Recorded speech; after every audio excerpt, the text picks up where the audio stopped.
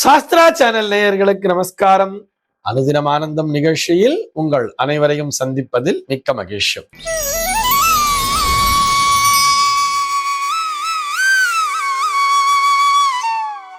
இன்று 6/1/2026 இந்த நாள் குறித்து பஞ்சாங்கம் என்ன சொல்றதுன்னு பார்க்கலாம் வாங்கோ. இன்றைய தினம் விஸ்வாவசு வருடம் மார்கழி மாதம் 22ஆம் தேதி செவ்வாய்க்கிழமை. திதி பார்த்தோம்னா தேய்பிரை திருத்தியை திதி காலை 8:02 வரைக்கும் இருக்கு. அதனை தொடர்ந்து சதுர்த்தி திதியானது வந்து விடுகிறது.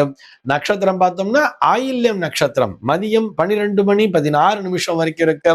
அதனை தொடர்ந்து மகம் நட்சத்திரம் என்பதும் வந்து விடுகிறது. இந்த நாள் முழுவதுமே ஒரு சித்தயோகம் கூடிய நாளாக அமைந்திருக்கிறது. இது போக பஞ்சாங்கத்திலே வரக்கூடிய யோகம் அப்படின்னு சொல்லி பார்த்தோம்னா பிரீத்தி அப்படிங்கிற ஒரு நாம யோகத்தை கொடுத்திருக்கா. கரணம் பார்த்தோம்னா பத்ரை அப்படிங்கிற ஒரு கரணம் காலையில 8:02 வரைக்கும் இருக்கு. அதனை தொடர்ந்து பவம் என்கின்ற கரணமானது வந்து விடுகிறது. இந்த நாளானது ஒரு கீழ்நோக்கு நாளாக அமைந்திருக்கிறது. இன்னைக்கு என்ன ஸ்பெஷல் அப்படின்னு சொல்லி பார்த்தோம்னா இன்றைய தினம் சங்கடஹர சதுர்த்தி அப்படிங்கிறத கொடுத்திருப்பா. ஆக இன்றைய தினம் மாலை பொழுதிலே அருகிலுள்ள விநாயக பெருமானினுடைய ஆலயத்திற்கு சென்று அங்கே நடக்கின்ற அபிஷேக ஆராதனைகளில் கலந்து கொள்ள வேண்டியது என்பதற்காக நினைவூட்டுகிறோம். சென்னையை பொறுத்தவரை இன்றைய தினத்தினுடைய சூரிய உதயம் என்பது காலை 6:36 சூரிய அஸ்தமனம் என்பது மாலை 5:52 சந்திர அஸ்தமனம் என்பது காலை 8:58 சந்திர உதயம் என்பதும் இரவு மிகச்சரியாக 8:58 சம்பவிக்கிறது. பிரம்ம முகூர்த்தம் பார்த்தோம்னா நாளைய தினம் அதிகாலை 4:55 முதல் காலை 6:36 வரையில் நீடித்திருக்கிறது.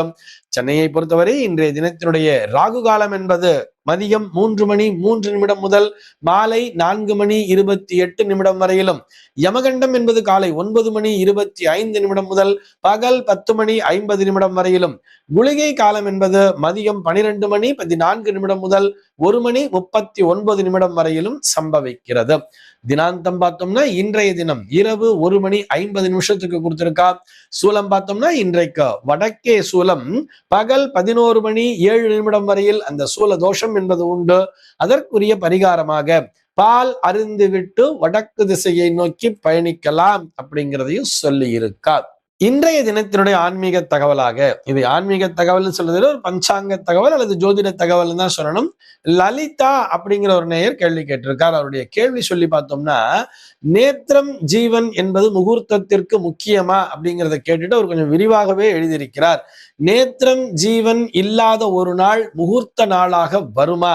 அது போல யோகம் அப்படிங்கிறது இருக்கு இல்லையா, உதாரணத்திற்கு கண்டம் அதிகண்டம்ங்கிற மேலாம் நாம யோகத்தை கொடுத்திருக்கா.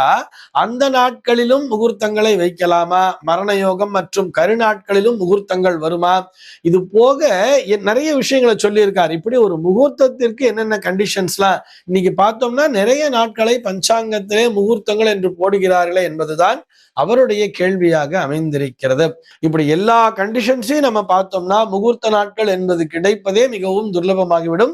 ஒரு வருடத்துல பார்த்தோம்னா மிஞ்சி போனா ஒரு 8 நாட்கள் மட்டுமே இப்படிப்பட்ட முகூர்த்த நாட்களாக வந்து சேரும். ஆனால் அவர் கேட்டிருப்பது மிகவும் நல்ல கேள்வி. நேத்திரம் ஜீவன் இல்லாத நாட்களிலே முகூர்த்தங்கள் வருமா அப்படின்னு சொல்லி கேட்டா நிச்சயமாக வரும். ஆனால் அந்த முகூர்த்தம் எதற்காக வைக்க வேண்டும் அப்படிங்கிறத பார்த்துக்கணும். நம்ம முகூர்த்தம் சொன்னாலே நம்ம கல்யாணம் அப்படிங்கிறத மட்டும்தான் நினைவிற்கு கொண்டு வருகிறோம். முதல்ல நேத்திரம் ஜீவன்னா என்னன்னு சொல்லி பார்த்தோம்னா, நேத்திரம் அப்படின்னு சொன்னா அது பார்வையை குறிக்கும். பார்வை உள்ள நாட்கள், பார்வையற்ற நாட்கள்னு பிரிக்கிறா.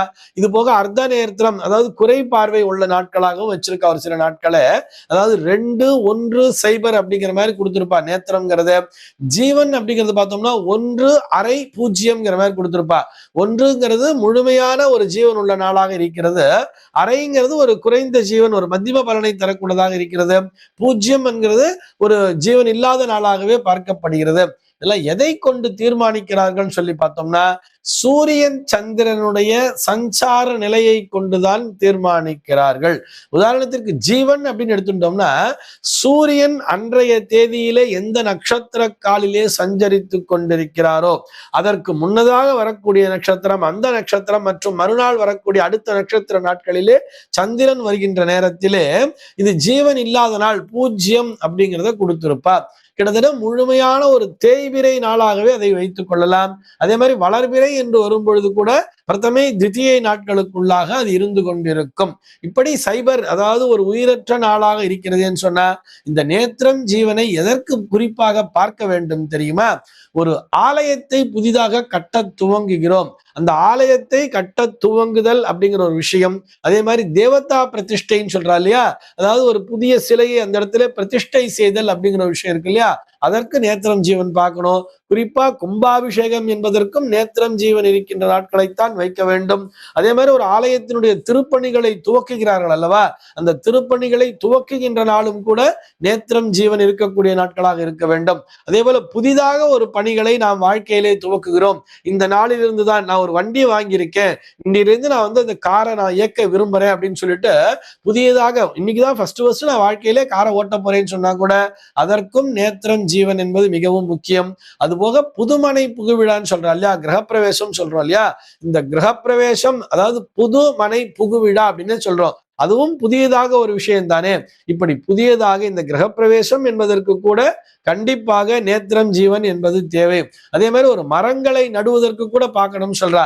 ஏன்னா மரங்களும் கூட உயிருள்ள மரங்கள் அல்லவா, அது உயிரோடு நன்றாக செழித்து வளர வேண்டும் என்று சொன்னால் நேத்திரம் ஜீவன் முழுமையாக இருக்கக்கூடிய நாட்களிலேதான் அந்த மரங்களையும் நட வேண்டும் சொல்றா.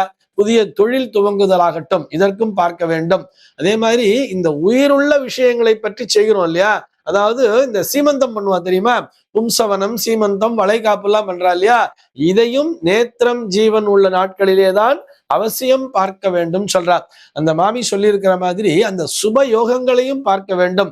இருக்கின்ற யோகங்களிலே என்ன என்ன அவங்க வந்து உதாரணத்திற்கு கண்டம் அதிகண்டம்லாம் கொடுத்திருக்காளே, அதிகண்டம் அப்படிங்கிற மாதிரி கொடுத்திருக்கான்னு சொன்னா அவைகள்லாம் அசுப யோகங்கள் தான். அந்த சுப யோக சுபகரணன் சங்கல்பத்துல சொல்லுவோம் தெரியுமா, அந்த சுப யோகங்கள் என்னென்னங்கிறத தெரிஞ்சுக்கணும். அந்த யோகங்களிலே தான் வைக்க வேண்டும். அது ரொம்ப சிறப்பா பார்க்கணும். ஆனா இன்றைக்கு நம்ம வந்து காலப்போக்குல பார்த்தோம்னா அதெல்லாம் பார்க்கறதே இல்லை. அதே மாதிரி வெதிபாதம் அப்படிங்கிற ஒரு யோகம் இருக்கும், அதே மாதிரி வைத்ருதிங்கிற யோகம் இருக்கும். இந்த யோக நாட்கள்லாம் பார்த்தாலும் வெதிபாதம் ஆகட்டும் வைத்ருதி ஆகட்டும் இதெல்லாம் முன்னோர் வழிபாட்டிற்குரிய நாட்களாகவே சொல்லி இருக்கிறார்கள் அந்த யோக நாட்களிலே. அதனால அன்னைக்கு தான் பார்த்தோம்னா சுப முகூர்த்த நாள்ங்கிறது பஞ்சாங்கத்துல கொடுத்துருப்பா. இன்னைக்கு என்னென்னலாம் பாக்குறான்னு பார்த்தோம்னா அன்னைக்கு தேதியில வந்து பரணி கிருத்திகையா இல்லையா, சரி அஷ்டமி நவமி இல்லையா, சரி ரைட்டு கரிநாளா இல்லையா, மரண யோகம் இல்லையா, உடனே போடு முகூர்த்தம் அப்படிங்கிற மாதிரி முகூர்த்த நாள்னு போட்டுடுறா.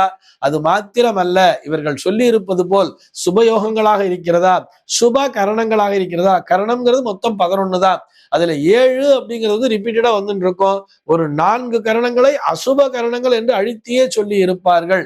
அது என்னென்னு சொல்லி பார்த்தோம்னா சகுனி சதுஷ்பாதம் நாகவம் கிம்ஸ்துகுணம் சொல்வா. மீண்டும் ஒரு முறை சொல்கிறேன், சகுனி சதுஷ்பாதம் நாகவம் கிம்ஸ்துகுணம் என்கின்ற அந்த 4 கரணங்களை கண்டிப்பாக சுப நிகழ்ச்சிகள் செய்வதை தவிர்க்க வேண்டும். ஆனா இந்த 4 கரணங்களும் எப்ப வரும்னு சொல்லி பார்த்தோம்னா அமாவாசைக்கு முதல் நாள் வரக்கூடிய அந்த சதுர்த்தசி இருக்கு இல்லையா, அதனுடைய பின்பாதியிலும் அமாவாசை திதியிலேயே 2 கரணங்களும் அமாவாசைக்கு மறுநாள் வரக்கூடிய அந்த வளர்பிறை பிரதமை நாளிலே வரக்கூடிய ஒரு பாதியிலும் மட்டும்தான், முதல் பாதியிலும் மட்டும்தான் இந்த 4 கரணங்களும் வரும். அதுவே ஜீவன் இல்லாத நாட்களாகத்தானே இயற்கையாகவே அமைஞ்சிருது இல்லையா. இப்படி நேத்திரம் ஜீவன் என்பதையும், அதாவது ஒரு உயிருள்ள பணியை செய்யும் பொழுது அல்லது ஒரு புதிய பணியை செய்யும் பொழுது ஒரு உயிர் சம்பந்தப்பட்ட ஒரு பணியை செய்யும் பொழுது கண்டிப்பாக நேத்திரம் ஜீவன் பார்க்க வேண்டும். இப்படி நேத்திரம் ஜீவன் இல்லாத நாட்களில் கூட சுப முகூர்த்தம் போட்டிருக்காளே சார் சொன்னா, அதாவது ஒரு திருமணத்தை அன்றைய தேதியிலே நடத்தி விடலாம். ஆனால் சாந்தி முகூர்த்தம் என்று வரும் பொழுது அந்த சாந்தி முகூர்த்தத்தை நடத்துவதற்கு கண்டிப்பாக அந்த நாளிலே நேத்திரம் ஜீவன் என்பது இருக்க வேண்டும். ஒரு சில பேர் பார்த்தோம்னா கல்யாணத்தை மட்டும் அன்னைக்கு வச்சுட்டு என்ன பண்ணுவான்னா, நாங்க குலதெய்வ கோயிலுக்கு எல்லாம் போயிட்டு வந்துட்டு அங்க பொங்கல் எல்லாம் வச்சுட்டு சுவாமி நமஸ்காரம் பண்ணிட்டு அப்புறம் தான் நாங்க சாந்தி முகூர்த்தமே வச்சுப்போம்னு சொல்லுவா இல்லையா. அவர்களுக்கு வேண்டுமானால் அந்த நாட்கள் உகந்த நாட்களாக இருக்கலாம். ஆனால் நாங்கள் திருமணத்தன்றே சாந்தி முகூர்த்தத்தை நடத்தி விடுவோம் என்பவர்களுக்கு கண்டிப்பாக அந்த நாளானது ஒரு நேத்திரம் ஜீவன் இருக்கக்கூடிய நாளில்தான் அவர்கள் திருமணத்தை நடத்த வேண்டும். இதிலே எந்த விதமான சந்தேகமும் இல்லை. இந்த தகவலோடு இன்றைய தினம் உங்களிடமிருந்து நான் விடைபெற்றுக் கொள்கிறேன். மீண்டும் உங்கள் அனைவரையும் நாளைய தினம் ஒரு புதிய தகவலோடு சந்திக்கிறேன். அன்பர்கள் அனைவருக்கும் அனுதினமும் ஆனந்தமாய் அமைய பிரார்த்திக்கிறேன்.